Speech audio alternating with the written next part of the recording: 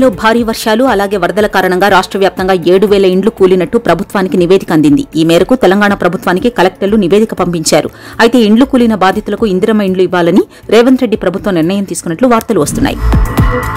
గజ్వేల్ ఎర్రవల్లిలోని వ్యవసాయ క్షేత్రంలో బీఆర్ఎస్ అధినేత కేసీఆర్ దంపతులు నవగ్రహ యాగం చండీ యాగం నిర్వహిస్తున్నారు. రాజకీయ ప్రతికూల వాతావరణం ఏర్పడడం, కేసుల ఇబ్బందుల కారణంగా పండితుల సూచన మేరకు కేసీఆర్ యాగం చేస్తున్నట్లు పార్టీ వర్గాలు చెబుతున్నాయి. ఈ యాగంలో ఎమ్మెల్సీ కవిత కూడా పాల్గొనున్నారని సమాచారం. హరీష్ రావు, సబితా ఇంద్రారెడ్డి ఇవాళ జైనూర్ అత్యాచార బాధితురాలని పరామర్శించారు. ఈ సందర్భంగా హరీష్ రావు మాట్లాడుతూ మహిళలు అంటే ఒక చులకన భావంగా ఈ పరిపాలన జరుగుతోందని, మహిళల పట్ల అత్యాచారాలు జరుగుతున్నా ఈ ముఖ్యమంత్రికి స్పందించడానికి తీరిక కూడా లేదని ఆగ్రహించారు.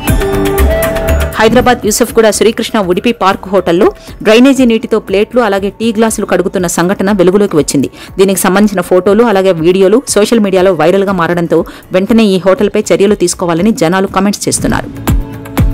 తెలంగాణ ఉద్యమకారుడు జిట్టా బాలకృష్ణారెడ్డి బ్రెయిన్ ఇన్ఫెక్షన్తో బాధపడుతూ 2 నెలలకు పైగా హైదరాబాద్లోని ఓ ఆసుపత్రిలో చికిత్స పొందుతున్నారు. ఈ క్రమంలో ఆయన పరిస్థితి విషమించి ఈ రోజు ఉదయం ప్రాణాలు విడిచారు. టీజీఎస్ ఆర్టీసీ తెలంగాణ ప్రయాణికుల కోసం బస్సులలో చిల్లర సమస్యలకు చెక్ పెట్టడానికి డిజిటల్ పేమెంట్స్ విధానాన్ని అమలు చేయాలని నిర్ణయం తీసుకుంది. త్వరలోనే పల్లె వెలుగు సహా బస్సులు అన్నింటిలోనూ ఈ విధానాన్ని అమలు చేయబోతోంది. వరద ప్రభావిత ప్రాంతాల్లో పరిస్థితులు కుదుటపడుతున్నాయి. సహాయక చర్యలు కొనసాగుతున్నాయి. పెద్ద మొత్తంలో నష్టం జరిగినట్లు అధికారులు గుర్తించారు. దీంతో వరద ప్రాంతాల్లో ఈ నెల కరెంటు బిల్లుల వసూలు వాయిదా వేస్తున్నట్లు ముఖ్యమంత్రి చంద్రబాబు ప్రకటించారు. కృష్ణా జిల్లా గుడ్లవల్లేరు ఇంజనీరింగ్ కళాశాల వసతి గృహంలో రహస్య కెమెరాల ఏర్పాటు, విద్యార్థినుల వీడియోల షేరింగ్ జరిగిందనడంలో వాస్తవం లేదని, విద్యార్థినులెవ్వరూ భయపడాల్సిన అవసరం లేదని ఐజీ అశోక్ కుమార్ స్పష్టం చేశారు. ఏపీ మాజీ మంత్రి రోజాకు నగరి ఎమ్మెల్యే గాలి భానుప్రకాష్ వార్నింగ్ ఇచ్చారు. మంత్రిగా ఆమె చేసిన అవినీతి ఒక్కొక్కటిగా బయటకు వస్తోందని, ఆడుదాం ఆంధ్ర పేరుతో కోట్లాది రూపాయలు దోచేశారని ఆరోపించారు. వరదలపై ఇంట్లో కూర్చుని వీడియోలు చేయడం మానేసి బాధితులకు సాయం చేయాలన్నారు. విజయవాడ సింగ్ నగర్ ముంపునకు కారణమైన బుడమేరు గండ్లను పూడ్చేందుకు అధికారులు శ్రమిస్తున్నారు. ఇప్పటికే 2 గండ్లు పూడ్చి 3వ గండి పూడ్చడానికి యుద్ధ ప్రాతిపదికన పనులు జరుగుతున్నాయి. దీనికోసం హైదరాబాద్ నుంచి 40 మంది ఇంజనీరింగ్ బృందాలతో ఇండియన్ ఆర్మీ రంగంలోకి దిగింది. కృష్ణా జిల్లాలోని వరద ప్రభావిత ప్రాంతాల్లో కేంద్ర మంత్రి శివరాజ్ సింగ్ చౌహాన్ పర్యటించారు. కేసరపల్లిలో దెబ్బతిన్న వరి పంటను పరిశీలించారు. కేంద్రం అన్ని విధాలా ఆదుకుంటుందని రైతులకు ఆయన భరోసా ఇచ్చారు. సిపిఎం పార్టీ జాతీయ ప్రధాన కార్యదర్శి సీతారాం యేచూరి ఆరోగ్య పరిస్థితి మరింత క్లిష్టంగా ఉంది.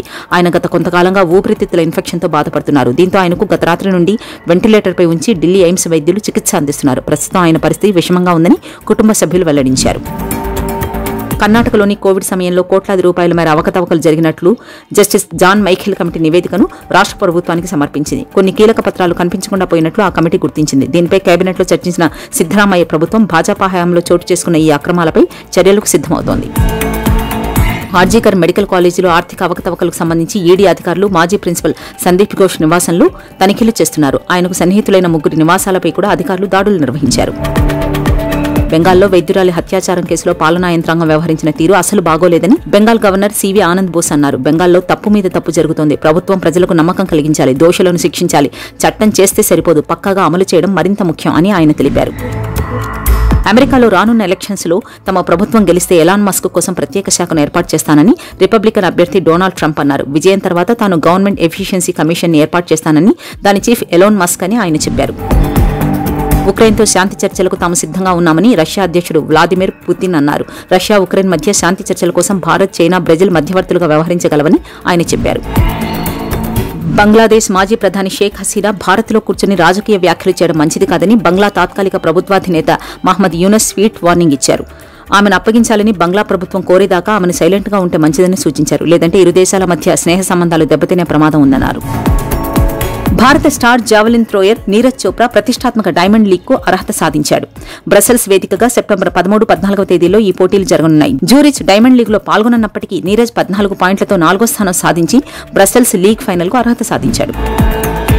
ప్యారిస్ పారా ఒలింపిక్స్ 2024లో భారత అథ్లెట్ల జోరు కొనసాగుతోంది. ఇప్పటికే గత రికార్డులను చెరిపేసి సరికొత్త చరిత్ర సృష్టించిన భారత పారా అథ్లెట్ల బృందం నిన్న మరో పథకాన్ని ఖాతాలో వేసుకుంది. పురుషుల జూడో 60 కేజీల J1 విభాగంలో భారత స్టార్ కపిల్ పర్మార్ కాంస్య పథకం సాధించాడు.